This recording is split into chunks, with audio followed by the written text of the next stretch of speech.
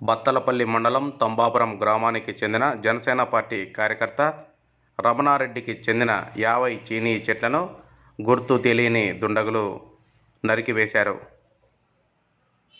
ఈ సందర్భంగా రమణారెడ్డి శనివారం ఉదయం 10 నుండి 11 గంటల మధ్య తన తోటలోకి వెళ్ళి చూడగా గుర్తు తెలియని వ్యక్తులు 50 చీనీ చెట్లను నరికేసినట్లు గుర్తించారు. అనంతరం బత్తలపల్లి ఎస్ఐ శ్రీనివాసులకు ఫోన్లో సమాచారం ఇవ్వగా ఎస్ఐ శ్రీనివాసులు పోలీసు సిబ్బందితో తోటలోకి వెళ్ళి పరిశీలించారు. 3 సంవత్సరాల వయసు గల 50 చీనీ చెట్లను దుండగులు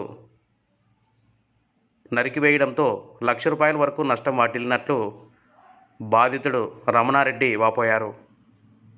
ఈ ఘటనపై బత్తలపల్లి ఎస్ఐ శ్రీనివాసులు కేసు నమోదు చేసుకొని నిందితులను గుర్తించే పనిలో ఉన్నారు.